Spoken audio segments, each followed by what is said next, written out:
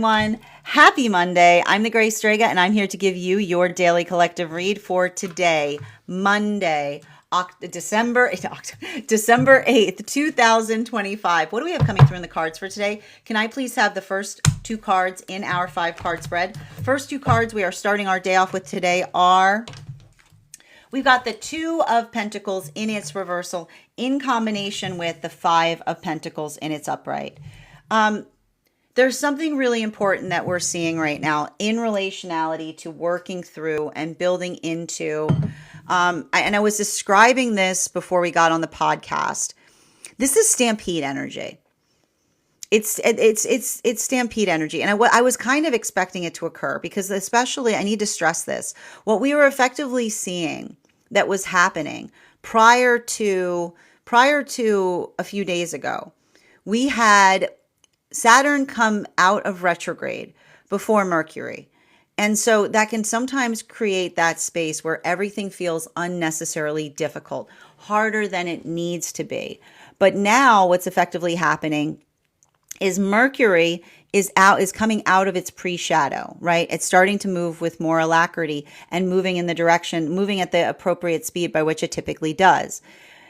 In the same experience by which we're working through that, we've got Venus and Mars that are both in Sagittarius. Now, typically, that wouldn't be a big deal, but it's a lot of energy that is concentrated right now in Sagittarius during Sagittarius season. And the thing I would not be surprised if it feels like you're in a space where you have to bounce back and forth right now through a lot of different modalities, right? It's like it's not only having to move quickly, but feeling like one needs to move quickly, but also like having to switch gears a lot. And that's why I keep on seeing that ability of not working through experiences or being too hard on the self. And that's the only thing that's frustrating about it, because, and I was talking about this in the last podcast we did. The thing I need to stress is Venus and Mars in Sagittarius can sometimes feel very similar to a Venus retrograde cycle. Why is that? Because it can distort our perception of the self. It can create too much of an over concentration, like in relationality to how we view the self versus how we are energetically perceived. And that is not helped with the fact that we've got Gemini. We had that Gemini full moon in Sagittarius season, right? This is I keep on getting working through the context of understanding that, and especially we were talking a lot about this in the last energetic frequency read that we did, right? Comparison stands in the way of our own exquisiteness, right? And I know that, and if I'm saying that right now and you're wincing, I'm going to say it again, because the thing is, and I need to point this out, and like I said, this type of energy, I know we're not going through a Venus retrograde, but this energy feels a lot like one. And the thing about it is, don't get too hard on over scrutinizing the self, and don't let the over scrutiny of the self get in the way of getting things energetically done. Because everything I keep on seeing about that, it has to do, I keep on hearing, it has to do with activating. It has to do with being able to facilitate upon things. And it's often the conversation. And the nice thing about it, I need to stress this, Sagittarian energy understands that the only way, and this is often interesting because there's sometimes this argumentation. This is why the Virgo and the Sagittarian in your life can sometimes butt heads, because those with Virgo placements will always articulate upon perfection that energetically supersedes above all. It's working through the perfection of the self. Sagittarians have a different sense of perfection. And it has to do with, and I want to kind of get it, like it has to do with the context of compendium, which is the space by which you're able to kind of look at something and understand it in relationality to kind of a greater perception. And I keep on hearing like perfection gets in the way of compendium, because when you're working so hard on energetically perfecting something, you're not in the space by which you're making more of something, right? It's too much of that. Like, it's not too much of it, but they're different things. And so this is what I keep on getting, is this is a lot of the type of energy that helps us to perfect on creating compendium. And the thing about compendium is, you can't hold yourself too preciously as you're doing it. You can't be like, there's those moments where like you have to kind of allow the space by which you do something new. And in the doing something new, it becomes a part of something bigger. So the reason I'm bringing this up is this is having a big impact depending on where you find yourself on the frequency cycles. And we're going to talk first about these moon relationships that have been coming together. And you'll recall, for our purposes, those moon relationships were coming together between the time of Mercury and Venus. Between the time of the Uranus stationing retrograde up until the present. So that was happening. The Uranus stationed retrograde, like right before that eclipse cycle that we had this fall. Center card for today's spread, to start reading deeper into the frequencies. High Priestess in its reversal. And this is beautiful, because this is the comprehension point in relationality to what we see is the resolution on a lot of those moon relationships. Because everything we keep on seeing, the one thing we were getting, and I remember, and it's so funny too, because it was taking me a while to get to understanding the prioritization point of these moon relationships. And I keep on seeing that it's that case. It's the patience that they're bringing towards one another. It's the space by which they're navigating things at a similar pace.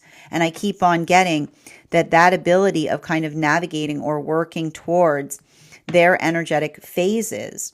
I keep on seeing the most important, it's a combination of the two forces that we had prior to moving into this relationship cycle. And what were the two other forces that we saw prior to this one? We saw those temperance relationships that said everything is possible so long as the work is mutual. And then we had the magician relationships that said authenticity is key, because it acts as a beacon so that the energy that's in alignment to us can come to us. But you take those two parts and you put them together, and you understand that our authenticity is proportional insofar as we recognize and identify the intentional authenticity, right? It's not just enough to be energetically authentic, but to be able to articulate and identify what it is that one is being authentic upon, right? The space by which we understand like like what it is that we're trying to do more effectively. But not even that, the ability that we allow ourselves, like I keep on hearing, like the space by which they don't, like, these relationships are demarcated by the fact that they recognize that they don't know everything, right? Like, and there's a lot of, like, I keep on seeing here, there's a lot of beauty in those relationships. And the beauty in those relationships is based upon and built upon the fact that they work on, I keep on hearing, they talk to one another about, they navigate each other's phases. They talk to each other about how they feel. They don't project upon each other what they're feeling. And so for a lot of the energy doing that work, and I keep on seeing the hard part right now may have to do with situations or circumstances from the past, because I see that a lot of these relationships are healing from feast or famine relationships. And that's, again, with the next two cards we've drawn in our 5-card spread are the 5 of Pentacles in its 7 of Pentacles in its upright with the Hierophant, right?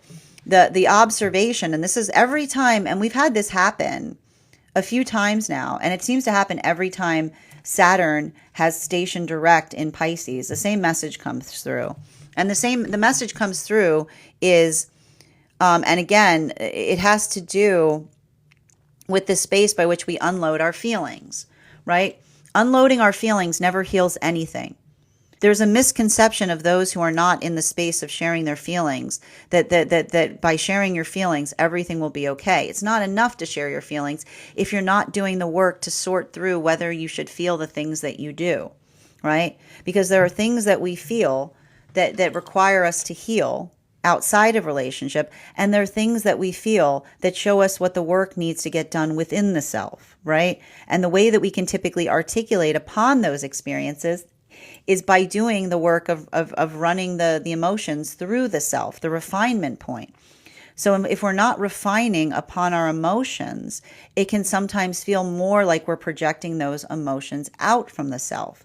And so that's why we keep on seeing that if these are situations by which these relationships, they're building into healthy relationship dynamics with someone that just effectively does the work, right? They put that work in to be able to articulate how they're feeling, but not just that. They do the work to refine upon whether those feelings are things that they're working on within or without.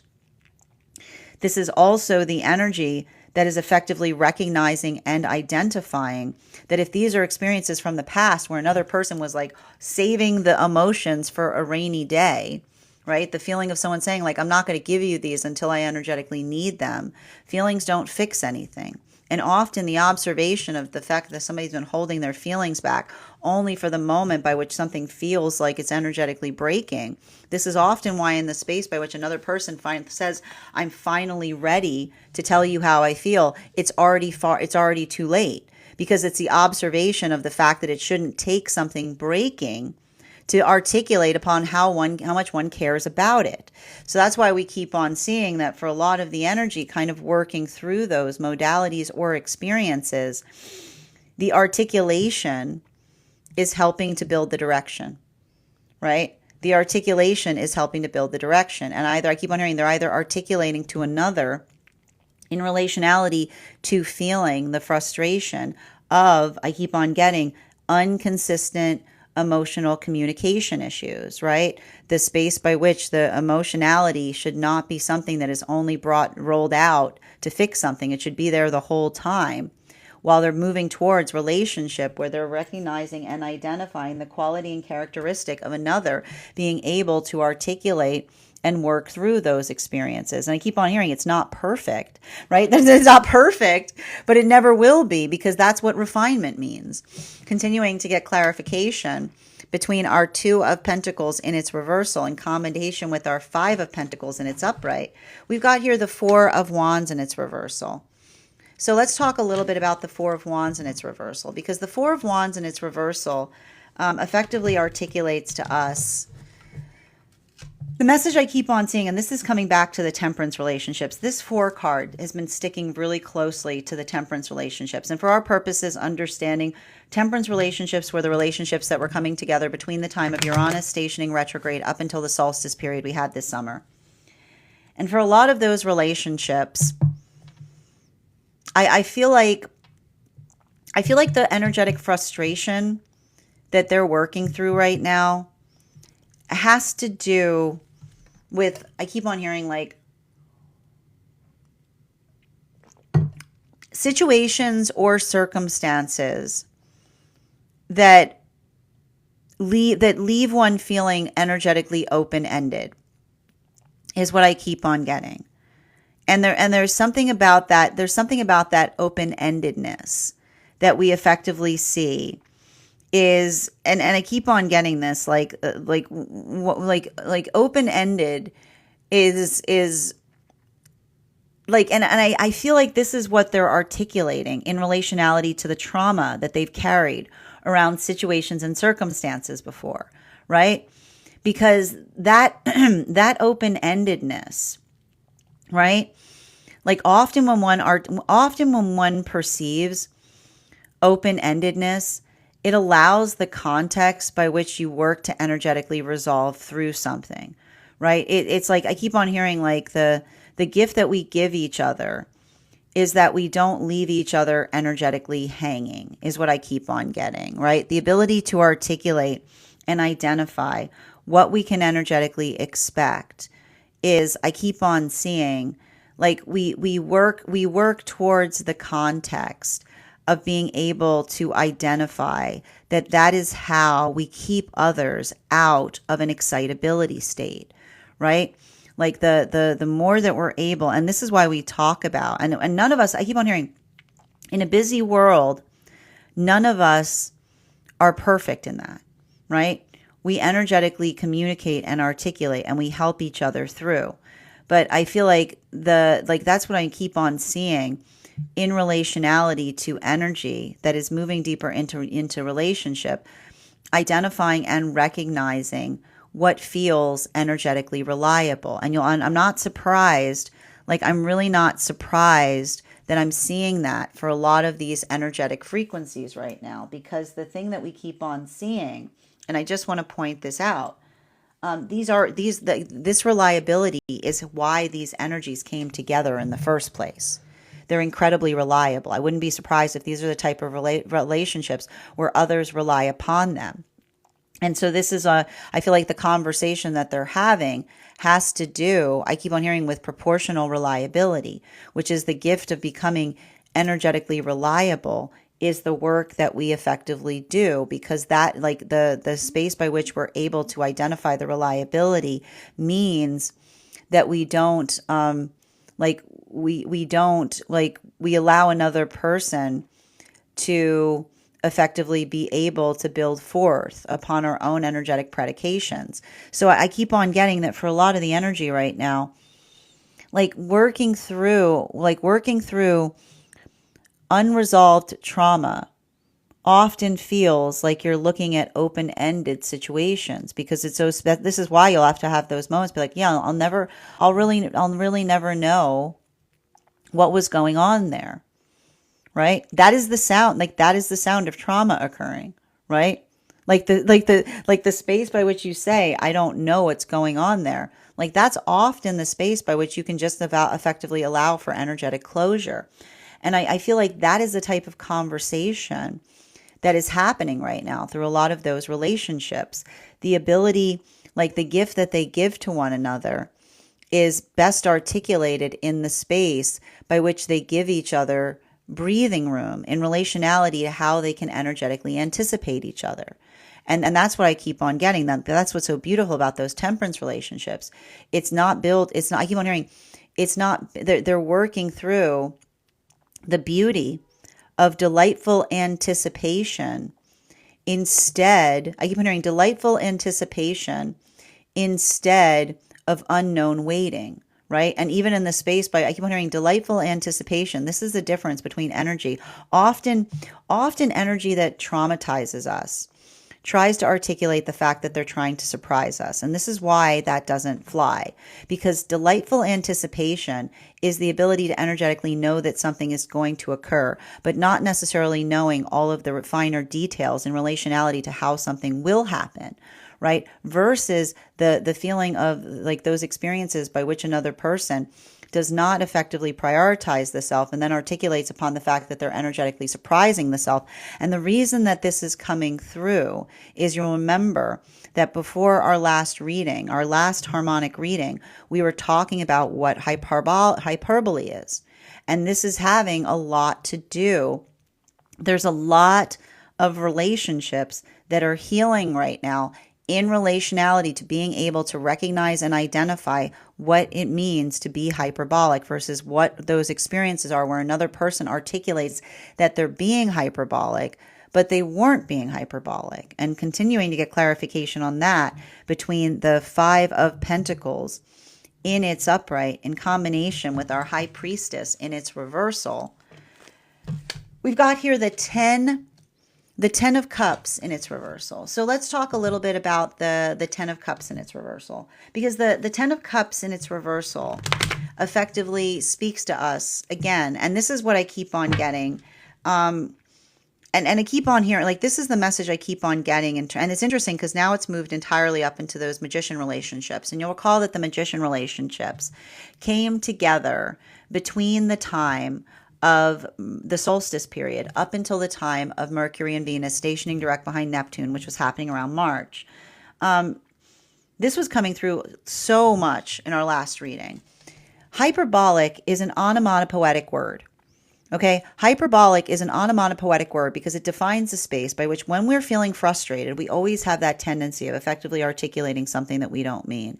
But the beauty of being hyperbolic is you pull it back just as quickly, right? Hyper, boom, bolic, boom, right? Like that's like hyper, boom, bolic. It's a pacing thing. It's a speed issue. The word itself demarcates what it means to be energetically hyperbolic, to be pulled back just as quickly, right? It's the expletive that is then immediately recalibrated with the clarification, right? It's the space by which we say something from a point of frustration, right? I keep on hearing the mind sometimes clings to anything when we're feeling energetically frustrated, and then as soon as we recognize that, we pull it back. Right? We go boom, and then we yank it back just as quickly. And so for a lot of the energy working through those modalities or experiences, that ability of being able to energetically articulate upon something, right? Like that ability to effectively identify or recognize. And I keep on getting this. I don't know. This has been coming through the space by which I feel like there's some circumstances or situations right now by which another person is trying to come towards another to be able to heal something that's been like long standing. And somebody else is trying to articulate the fact that they were being energetically hyperbolic.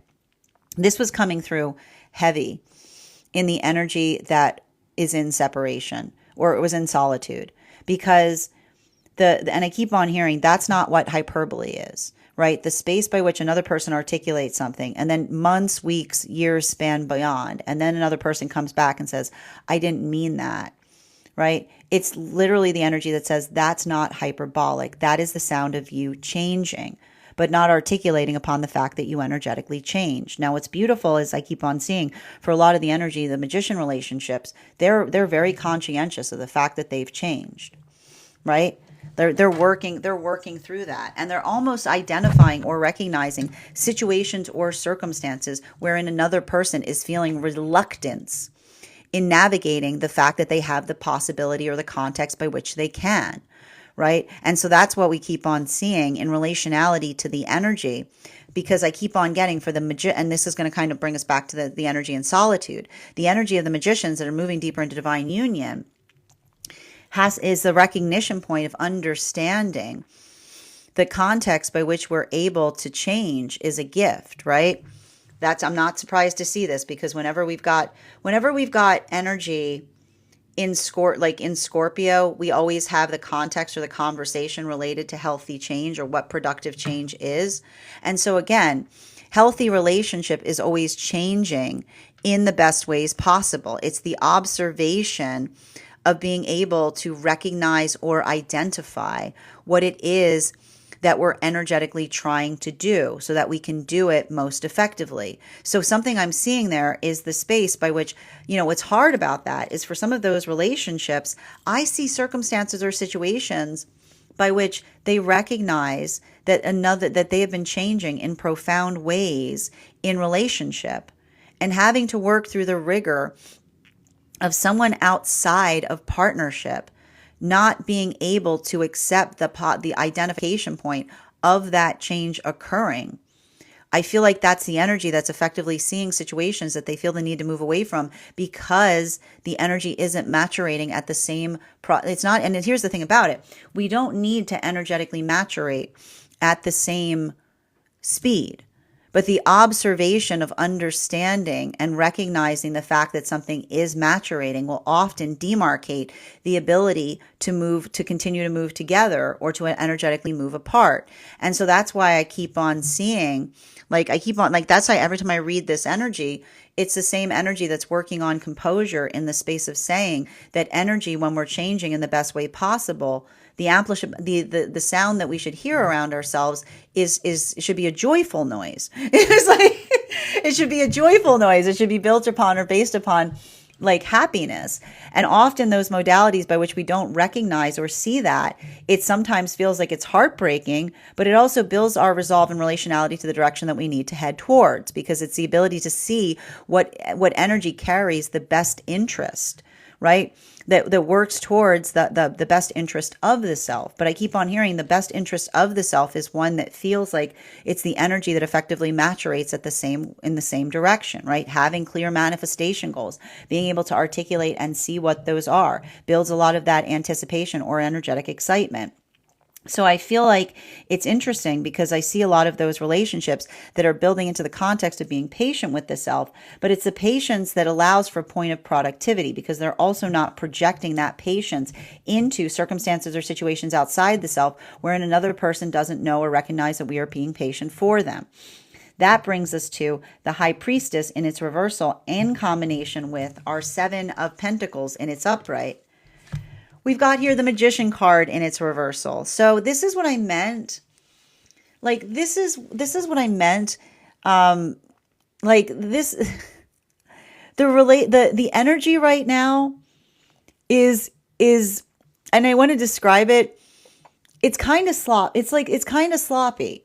You know, I mean, but it is, and that's what I mean in relationality to working through something. Because the thing is, when something feels like, I need to point this out, when something feels energetically, like when something feels, and I want to describe like the space by which we're able to kind of work through,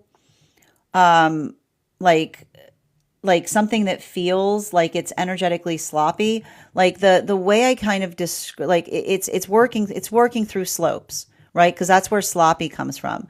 So the thing is, like when one is able to calibrate for that or identify that, like I keep on seeing, and I feel like that's what I keep on getting that's happening right now. And the reason the word's coming through for the energy in solitude, because they're building into healthy connection.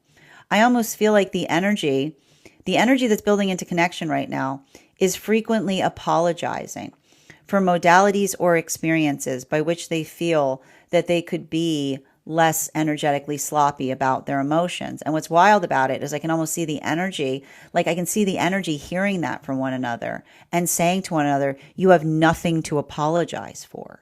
Right? And why is the energy going, you have nothing to apologize for? Because it's the energy that says in the acknowledgement of it, there is no energetic apology necessary, right? Because it's the same thing. It's like I told you that often a healthy spiritual journey is closing the distance between moving out of one's own calibration and then immediately coming kind of like returning back into form.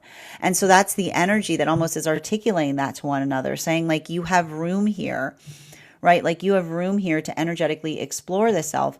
And even in the space by which you recognize or identify the fact that something isn't energetically perfect, then that gives you, like that's the energy of them effectively articulating the fact that they're seeing refinement in action. And that at the same time that they're going through that, potentially having experiences from the past where another person, right, instead of coming into accountability, is trying to repair something by unloading their feelings onto another, right? I almost feel like that, like there's that Gemini full moon energy that's helping them be able to see, right, the difference between the emotions, right, the emotions that another is working to, and I keep on hearing like this is what emotions are for, right? Emotions shouldn't be things that we pull, like emotions shouldn't feel like we're divesting ourselves of them to one another without a reason or without an ability to be able to articulate upon what one can do more effectively. So I keep on getting like there's a lot of that energy there, or working through something in a certain way. But it's like I almost feel like the energy coming into union is apologizing to each other that they're not better at doing it. And the energy is almost saying like you're completely good at doing it because you're conscientious, right?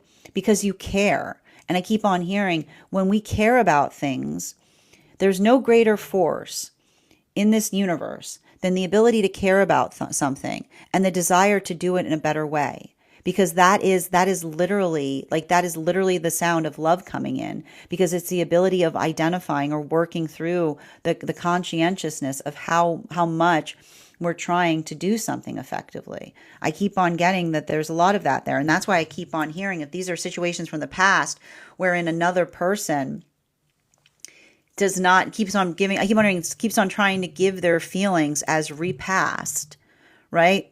Like trying to effectively hold back on emotions and only deliver them when it feels like something's broken. I almost feel like a lot of energy that's starting to lay healthy boundaries as it relates to past situations, almost saying like, no, thank you.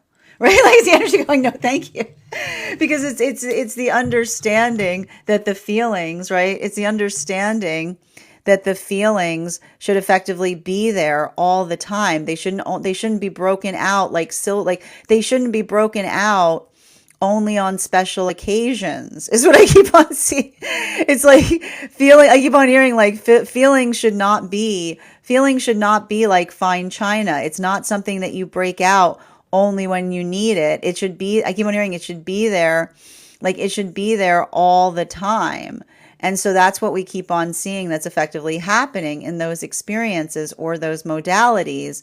It's a lot of those conversations that are happening in the space of another person seeing how easy it can be with the experience of another who's also working in that same capacity.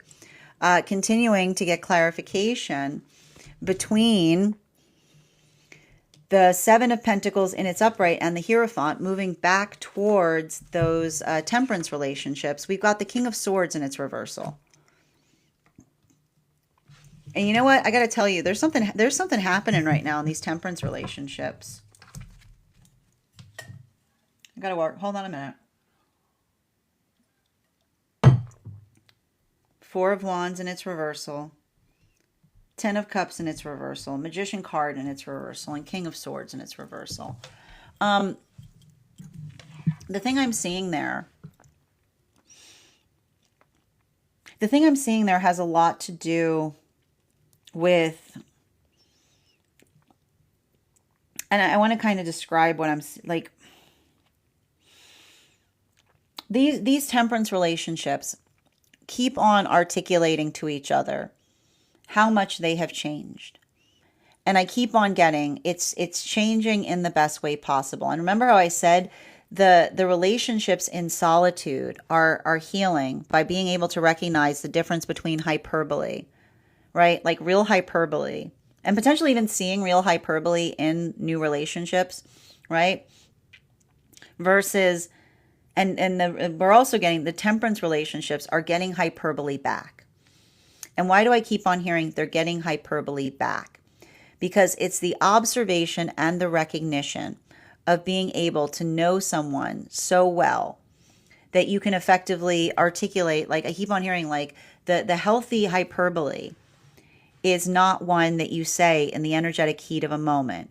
It's those modalities or experiences by which you articulate something because, like I keep on getting, because you know counterpart so well, right? It's almost like I keep on hearing the hyperbole that becomes the energetic love language, which is almost like that space, like healthy hyperbole are often those modalities by which we say something to another, because it's like I keep on getting, it's the quality by which you know another person so well that you know and recognize the deeper context of a long-standing conversation that you have with another person, right? So I keep on getting that while we see that the energy in solitude is literally moving into deeper relationship by being able to dispel situations by which another person is trying to articulate. I keep on hearing there's no long distance in hyperbole, right? There's no long distance in hyperbole, which is the space by which you articulate something,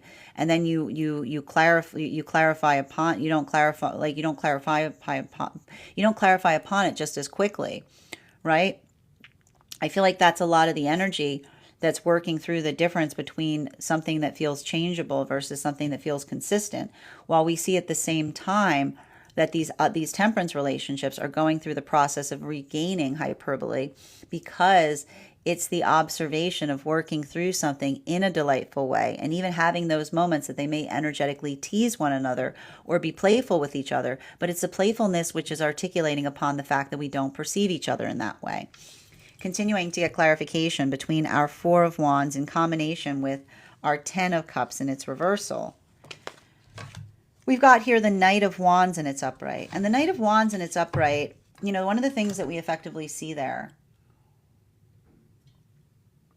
the Knight of Wands in its upright, and we're going to talk a lot about, these are the Magician, coming back to the Magician relationships. The Magician relationships are working through others' misperceptions right now.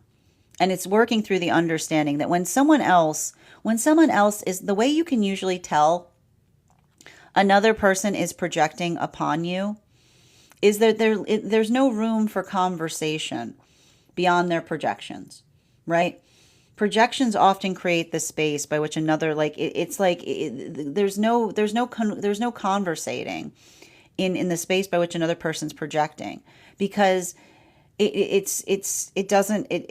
told you, it defies logic. Projection, the way, and here's the thing about it, like, this is, and if you're ever worried, look, if you are ever worried as to whether you are projecting or not, just ask yourself, are you willing to have a healthy conversation with someone in relationality to how you energetically feel about something?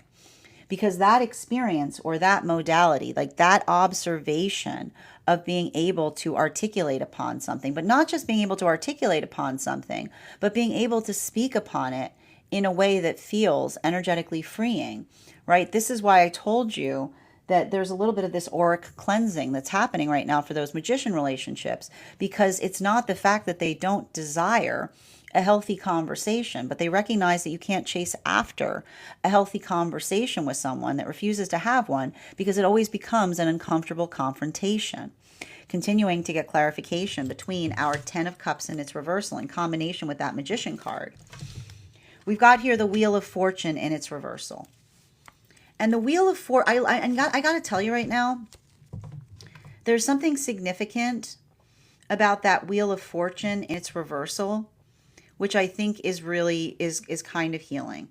I'm not necessarily, I don't feel bothered by seeing the High Priestess in its reversal here with the Wheel of Fortune underneath it, because the thing we have to recognize or identify has to do, and like I said, it has to do with compendium energy. And the thing with compendium energy is, and it has, like, and the thing I keep on getting on this, and we're returning back to the energy in solitude. Some things we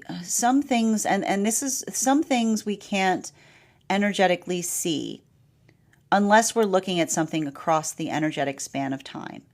And I keep on getting that for situations or circumstances that are beautiful, like when we see, like, beautiful relationships are often recognized, most identified by the fact, and this is always like the bittersweet context of being in a relationship. The relationship is ever evolving. It's ever changing. It's ever growing, right? And it always moves into that modality. And when it moves into that modality of surrealness, we can often understand that we're experiencing something that we haven't experienced before. Because when we're navigating surrealness, like, that's effectively what, like, that's what we effectively experience. We experience those surreal moments because they create those experiences by which we've never had them before. And I keep on getting that the surrealness of these new relationships, like, they appreciate each other because they're giving each other the gift of surrealness. And what is surrealness? It's the understanding or the observation of saying to one another that they've never met someone like each other before, right? And I keep on getting, like, that the reason that it feels energetically surreal is also the fact that I keep on, like, it's the space by which, and I keep on getting, when we navigate our energetic phases, not in the space by which we articulate upon, like, we don't feel like when we don't navigate the emotions, right? When we're not constantly working through the roller coaster of our emotions, but instead we're able to energetically talk about them, right? it allows us an ability to move through them more effectively. Because the thing about it is, like, emotions inspire emotions, right? Like, and here's, I need to stress this. You can't help, like, none of us can help being in a bad mood, right? But when we're in a bad mood and we want it, and we want to exude that bad mood onto everybody around us, right? Never are we more in a less healthy space, because it doesn't resolve the bad mood, right? It almost, like, it creates that space by which you're just, and then what often happens, you move out of the bad mood, and then you're like, why is everybody in a bad mood around the self? And being like, well, because you were exuding the bad mood everywhere. Right? Like, you know what I mean? Like, did you ever notice that? Like, somebody in a bad mood comes out of the bad mood being like, what's gotten into everybody? You got into everybody. Like, you got into everybody. But when we work on kind of like, and I keep on hearing it's healthy, it's healthy fuming, if you will, right? Because when we're working through those experiences by which we're navigating something, right? Or like we're building into something and we're feeling energetically frustrated, but then we allow the space by which we just effectively identify and recognize what feels energetically useful. It helps us to, like, it's almost like, imagine, like, this is what I love about these relationships that I'm seeing. They're preparing each other for what they're going to find within each other on any given day, is what I keep on seeing, right? They're preparing each other for what they're going to find within each other on every given day, which is like, I keep on hearing, you found me here, you found me there. They're not projecting, like, that's the quality or characteristic of these moon relationships. They're talking to each other about their phases. They're not projecting those phases onto one another. And I keep on getting, at the same time, right? As the same time that they're experiencing someone who's able to articulate upon their phases, potentially navigating a situation from the past where another person says, I feel better now. And when you're navigating a situation with someone who can effectively navigate their phases in a productive way, and someone from the past comes back and goes, I feel better now, right? It's the energy that says a walk, not a week, right? The observation or the understanding of being able to calibrate ourselves is how we're able to, like, move through phases without it damaging the relationship, right? And so that's why I keep on seeing that for some of that energy, the ability of another person to try to come back and articulate upon how they feel in order to fix something. There was never a question about the feeling, right? That's the funny thing with feelings. Often those that feel the need to express their feelings as if others don't know, right? Like, well, like, it's like the energy that says the issue was never in the articulation of the feelings, right? That's what the Two of Pentacles speaks to us about, right? You got to do the work of both. It's not enough, right? I know it's hard, but it's not enough just to give feelings to something. You have to understand why you feel the way you do, right? And that proportionality helps us determine what it is that we do with those feelings most effectively. And so that's what I keep on seeing. There's a lot of energetic shifting, I think, that's happening right now in relationality to a lot of these moon relationships that are starting to move deeper into union. And I keep on getting, like, the deepening into union potentially has to do with not just the fact that they're finding the ability of another to be able to articulate upon their phases in a healthy way, but having some kind of experience from the past where another person comes back and says, I'm ready to tell you how I feel. And another person being like, as if that was ever the issue, right? As if, right? Those experiences by which there's a lot of different problems, but the problem with someone who's energetically projecting is the space by which they say, I'm ready to tell you how I feel. And another person being like, as if that was the problem. The problem was never about the feelings. The problem is how the energy of the projection is affecting, right? Instead of being communicating.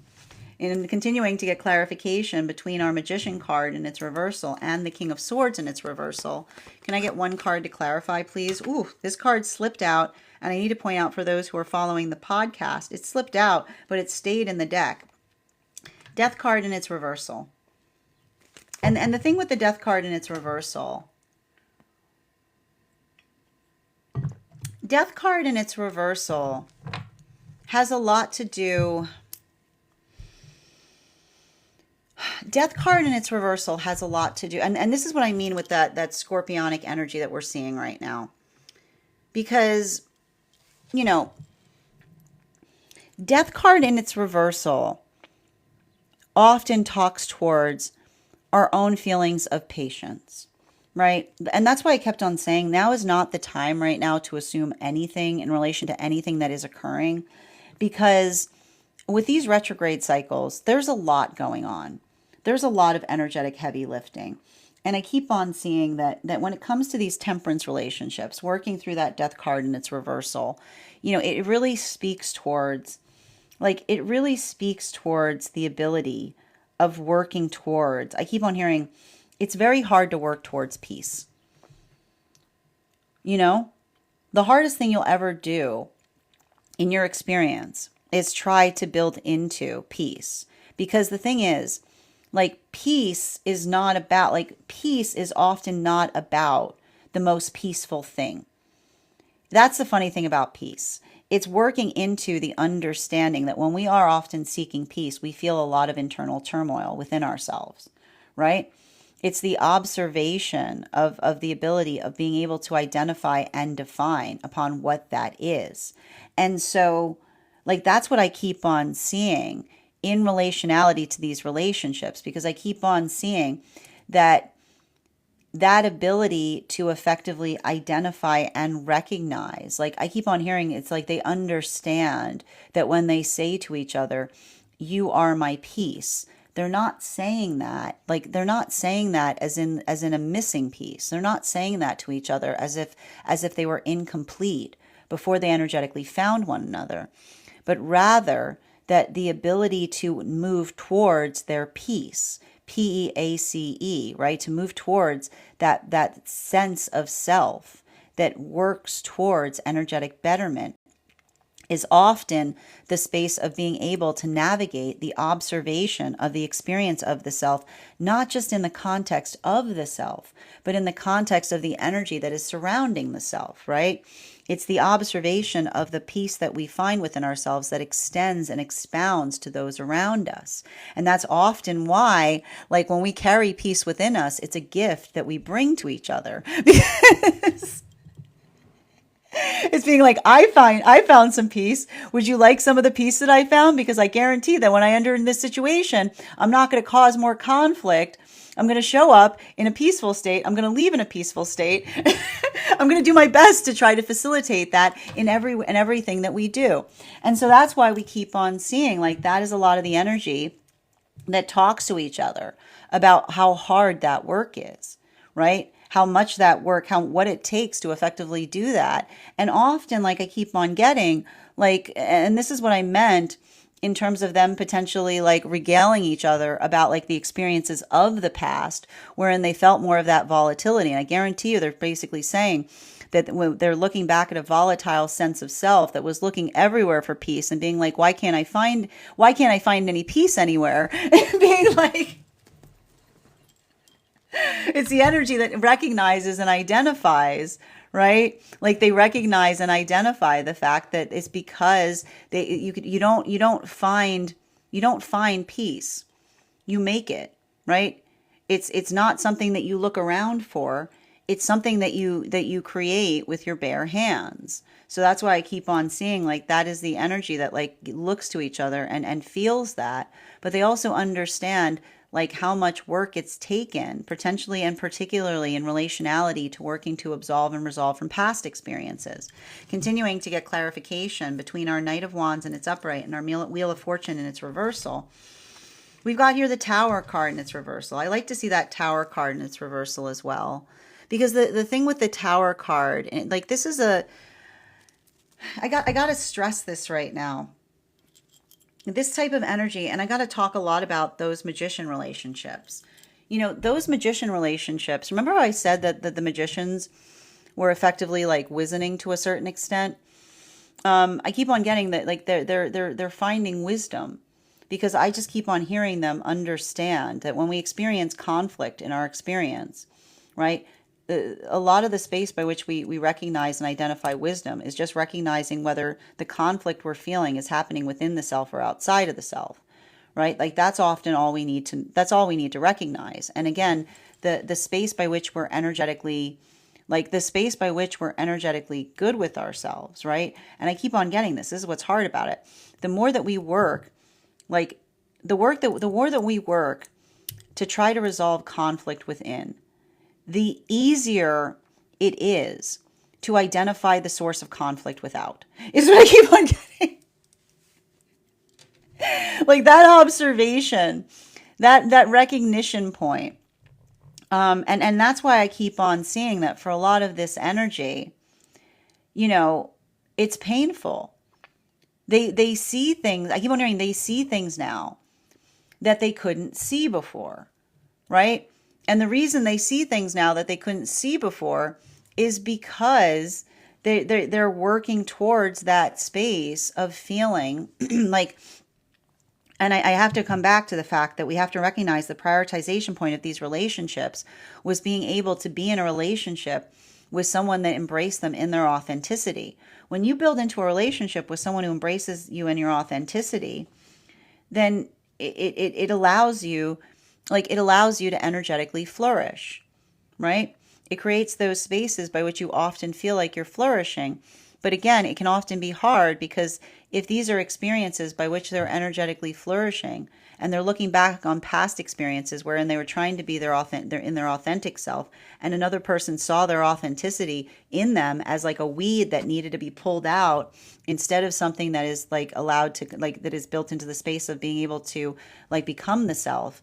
I keep on seeing that for a lot of the energy, that's why that work in terms of facilitating upon transformation, like I keep on seeing that the journey of moving towards our happiness is often demarcated with sadness, because the sadness that we experience are those who are often like, and I keep on getting this, like, this is why we give each other the gift of choice, because when another person feels like they've had to spend their whole life energetically restricting themselves, then nothing feels more painful than to see somebody in their joy.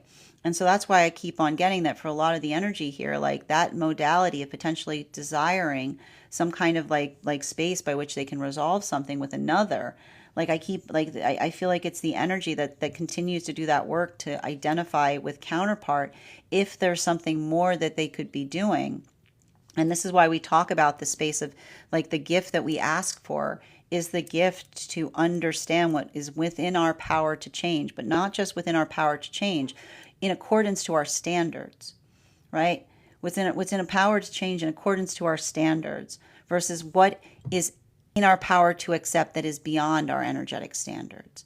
And that's why I keep on seeing that, like, these are the energies. And again, one of the hard parts that we talk about is they're doing the work to assess the self, because the problem with standards is sometimes standards like our trauma often likes to masquerade as standards.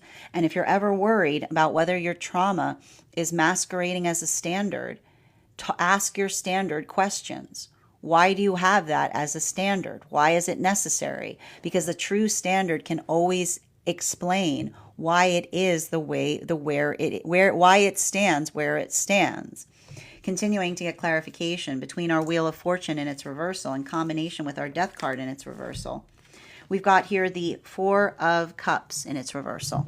So for a lot of this energy, the Four of Cups in its reversal, just kind of moving into like the work that we see. I feel like there's a lot of energy that's shifting right now. And the thing about the shift, I keep on hearing, it's a shift that's built upon patience. And I keep on getting the shift that's built upon patience is often, every time I read upon patience, it's patience and productivity, right? Patience is energetically productive because patience never feels like it's energetically waiting upon something. Right? Patience is when we are working towards utilizing our time as effectively as we can. And I keep on getting that, and I feel like this is coming through across all of the frequencies right now. Always patient, never waiting, effectively is the recognition point in being able to identify and see energetic progress around things, right? It's the observation or the recognition that allows for that energetic discernment point. It allows for that feeling of productivity, but not just the feeling of productivity, but the feeling of nourishment, right?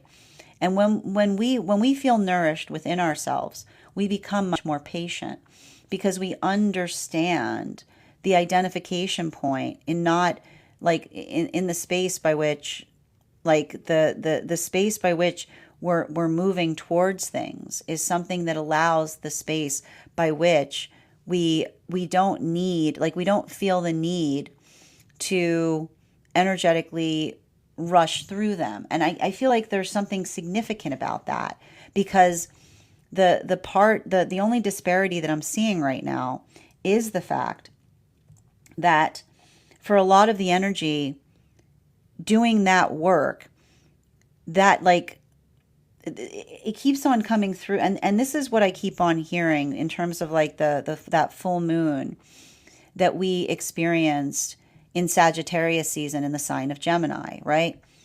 If you need to feel like it's the difference between comparison and pathwork of purpose, right? If you feel the need to energetically compare upon something, it often is a sign that often those who like tried, and this is why comparison is such an illusion, because comparison is the space by which one feels that one must prove your path against another's path. And when you recognize that your pathwork is energetically exquisite, then why would you ever compare yourself to another person, right? It's not the space. You don't need to kind of come into that space by which you feel that sense of having to do something in that way. You just build into your own sense of exquisiteness. And that's that ability by which we effectively allow the amplification of giving each other that room, as it were, or that observation of being able to kind of allow for the context of something energetically flourishing. And so I feel like one of the things I keep on getting that is potentially happening in this particular, and it's weird because I've been picking it up on it ever since we came out, and I need to figure out why. Ever since that Gemini full moon, the dispelling of energetic misconceptions, right? Like the observation that when we build into a misconception, it's often the space by which we arrive to a situation with an energetic prejudice, right? Something that we've decided or determined, often built upon what another person has told us too, right? This is why we don't build upon what others tell us, but often by things that we experience. Because bringing prejudice into things is often the space by which you energetically limit the possibilities of what effectively account. Like, again, it's just making a decision, like break down the word, making a decision before you have any information upon something, simply based, right? Simply based. And I don't even want to finish it, simply based, because simple means something that is lacking understanding, right? And I would not be surprised right now if there are situations or circumstances where another person was navigating a misconception and then going back to another and saying, can you please clarify upon why you felt that way, right? The ability to resolve, I keep on getting, for some reason with this energy right now, there is the ability to resolve, to see another person's energetic prejudices. There's something, and I feel like it's the resolution point of a lot of these moon relationships, because understanding that moon relationships are built upon clear seeing, clear mirror energy, right? It's a beautiful to be able to see the self when one is working towards the highest version of self, but often the space by which another person tries to put their misconceptions upon us on others, like those observations allow, I keep on hearing, like, I feel like there's something there. There's almost like this energy of apology that's coming through in relationality to, like, I keep on hearing like others misconceptions based upon unfounded opinions, personally potentially related to situations or circumstances wherein another was like harboring something instead of recognizing what one could bring forth to heal. And that's what I meant upon like working through situations or circumstances right now with like an open heart. And like an open heart is like, I feel like what's beautiful with like understanding an open heart is it's the understanding that even in the context by which another person energetically misperceives us, it allows the ability for things to effectively, like, it allows for its own, I keep wondering, like, the conversation, I feel like somebody being like, the conversation by which another person articulates upon the fact that one started off on the wrong foot. Like, that's the type of energy that I see here, because that's the beauty. I like to point this out, like the beauty of all of this energy potentially happening in Sagittarian, like with with all the Sag energy, is and it's a continuation of what was coming through. The best foot forward is always the next best step, right? It's not the space by which we get all caught up in relationality to overthinking upon a past experience. It's what we effectively do moving forward. Continuing, final card for today's spread between the Tower card in its reversal and the Four of Cups in its reversal. We've got here the Temperance card in its reversal. And I want to kind of describe that, like, the thing I keep on seeing here in relationality to energy that I'm picking up is, and I feel like it has a lot to do. There's something about working through, and I want to keep on getting this. Like there's something to be said with volatility here. And that's the hard part with volatility. And this is why it's so important that we move ourselves away. And this is the truth about it. I know it's difficult. Not all trauma can be healed, right? The problem with trauma is sometimes the misconception that the problem is that in order for you to stay in a traumatizing situation, you have to become just as energetically traumatizing as the energy around the self. And this is why we often need to get into the context of learning to forgive each other when we find each other in traumatizing situations or circumstances, because the space by which we often need to embody unhealthy qualities and characteristics in order to navigate something, we often recognize or we work through those experiences by which we don't, and this is why we work towards the space by which we identify and we come into the space of compassion for the self. Because often that compassion is being able to forgive the self in past experiences. And it's often like, it's not just the fact that one sees something clearly, but often the space by which one is able to see the environment by which one was required to kind of bring forth a lot of those less than ideal like feelings. So I feel like there's a lot of that type of energy there that is like working to resolve things. But even in the space by which they're working to resolve things, it's the observation. Like I keep on hearing the observation and the ability to articulate upon that. Like that's what allows something to effectively grow and thrive. And that's why I keep on seeing for a lot of these relationships right now, and especially a lot of these moon relationships, it's not the fact that they don't have their moments. Like everybody has those moments, but they've effectively, they're working to close the distance in relationality to having a moment and then being able to come back into the space of being energetically balanced, right? And that ability, like again, often the sound of healing is not the space by which you're free of anger or you're free of fear, but you're able to close the distance between how you feel versus being able to bring it into a space that feels like it's energetically productive. And I keep on seeing like that is, it took a while to kind of identify the quality or characteristic of a lot of these moon relationships, but I keep on getting the quality and characteristic of these relationships is they're very good at being observant and knowing the self, right? They know themselves, they recognize their own phases. Bottom of the deck on this reading, especially with the Three of Wands and its upright. The Three of Wands and its upright has to do with healthy communication. And the thing I keep on seeing right now, and I was kind of bringing this forth, and I was bringing it forth in the energetic update that we did the other day. The ability, some things are better to speak about, some things are not. And it has to do, and we kind of like, we were walking through this to a certain extent. It's never, one of the most toxic things to say to another person is it's good to talk about it. Not everything's good to talk about it. If you're trying to heal a wound and another person's trying to force you to talk about something, it can often feel like you're just reopening a wound, right? The observation of what feels healthy is often the identification point in terms of our own readiness to energetically navigate something, right? It's not the fact that there's something that's effectively good. Everything is articulated by our own readiness in order to energetically receive it. So that's why we see that for a lot of the energy kind of doing that work and facilitating upon that, it's I feel like, and again, I'm going to kind of walk you through this. For the energy in solitude, the observation of someone basically going away, someone that was in relationship going away and potentially coming back and being like, I'm ready to talk to you. I keep on seeing the energy being like, There should not be a space by which you have to ready the self to talk about feelings in healthy relationships. They should just always be there, right? And it's not the fact that sometimes we don't need, like I keep on hearing, in a healthy relationship, sometimes we need a little recess, right? Sometimes, like sometimes we need a recess. Sometimes we need like a few minutes, like a walk, not a week. We need something to clear our head. We don't need, I keep on hearing, we don't need giant spans of time to be able to say, okay, I'm ready to continue in an energetic relationship, is what I keep on hearing.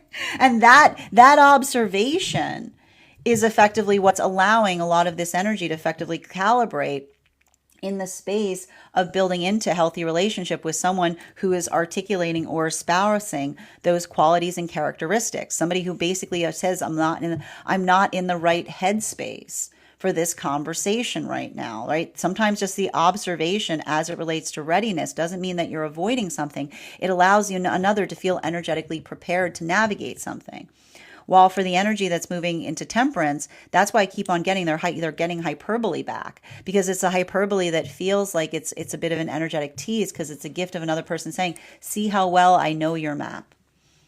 Right? See how well I know your map. Never have I loved you more by knowing your map so well that I know that I can articulate something that I never would say, that I know is the opposite of you, because it's almost like the space by which they're understanding. I keep on hearing the delightful hyperbole in being able to articulate something, but then know because of the understanding of one another, that the humor is the fact that they know that it's not energetically true. Hyperbole is a gift that we build upon. Healthy hyperbole is the gift that we get from strong relationships. But those who are trying to have unhealthy relationships with us, you don't get old relationship benefits in a new relationship. Hyperbole is something that's earned. It's not something that we energetically deliver like immediately.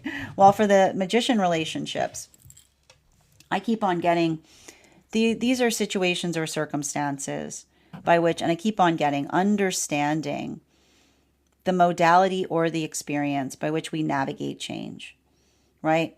And when we are in a healthy relationship, the observation of always changing in the best way possible, like that is the space by which we understand that I feel like they keep on going through these growing pains, which is the observation of them saying to themselves that they know that they're in a healthy space. They've been in a relationship before, it never centered like this one. The ability to not feel like they need to prove to another person that they're in a healthy space, but almost like observing and not absorbing another person's volatility, to feeling them in a space of being energetically safe, seen, and supported. It's literally like often those moments that are so difficult, because it's like those moments by which we articulate and know another should articulate the fact that they're happy for us. But instead, when another person is carrying energetic resentment because we're moving towards feeling energetically safe, seen, and supported, those are often the modalities or the shape by which we start to see the full breadth of the trauma that we're healing from. Because it's the space by which we understand that compassion is something that we express and expand to all those around us, right? It's the gift that keeps on giving. And so I feel like they're being very compassionate to themselves and being supportive, even as they may be experiencing something that feels like it defies logic, because the definition of the lack of logic is showing them where the trauma lives. That is our daily collective read for today. I want to thank you guys so much for being here and experiencing it. Just a reminder, if you'd like to book a private reading with me, you can book one on my site. Please keep in mind, if you book a private reading with me, it is a 2-step process. You have to book the reading, you have to pay for the reading. Please make sure you do both if you'd like to have that reading. Most importantly, please remember that I will never, ever, ever, ever, ever, ever, ever reach out to you for a private reading. I will never PM you. I will never DM you. I'll never slide into your inbox and tell you.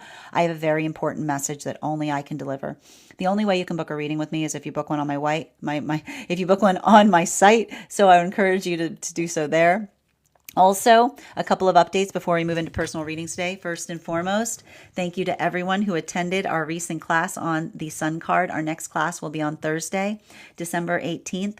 At 6 p.m. PST, 9 p.m. Eastern. We will be continuing our studies into the tarot with a focus on the Judgment card. If you'd like to become a part of that tarot class program, all you need to do is head on over to my stack and become a paid subscriber.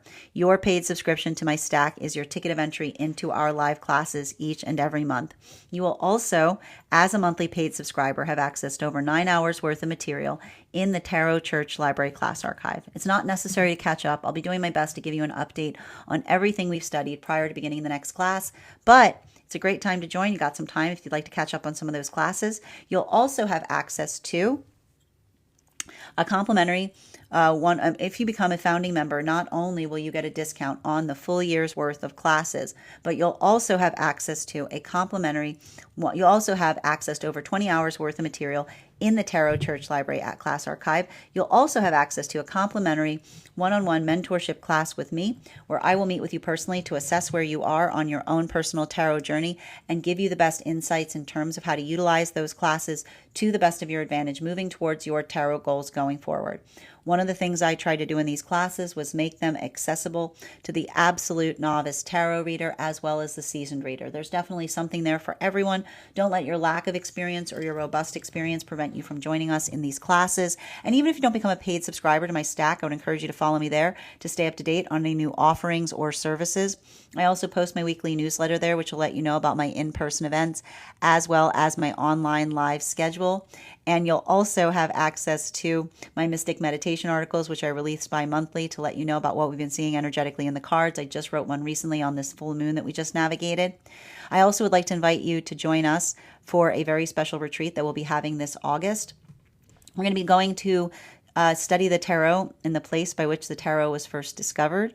We'll be taking in Italy. We'll be taking a journey to Florence, Rome, and Tuscany to understand and to work with the cards, but also to understand and study the history and the culture by which we first discovered the cards. I will also be offering mentorship classes to everyone who participates in that retreat. I look forward to potentially seeing you there. I also want to let you guys know that on top of my standard life path readings, I also offer mentorship classes. These are for any of my students seeking a more personalized educational experience with me. I take a very limited number of students for this reason, as those classes are focused on each individual's personal spiritual goals and journey work. Those classes can be purchased on an individual level or as a class series, weekly or bi-weekly, as your schedule permits. Also, for my students seeking more consistent weekly tarot support, I'm very happy to offer weekly tarot insight packages. That is a package of 4 30-minute readings, again, weekly or bi-weekly, as your schedule permits, so that you can stay more consistent on your personal journey. I'm also very happy to now offer dream interpretation readings, which you can purchase per dream or as a series. If you purchase the series, I would encourage you to start to keep a dream journal, as we will meet weekly or bi-weekly with that journal and utilize the tarot to understand the key themes and messages coming towards you in the dream space. I want to thank you guys so much for being here today and sharing in these messages, and we will do this again tomorrow.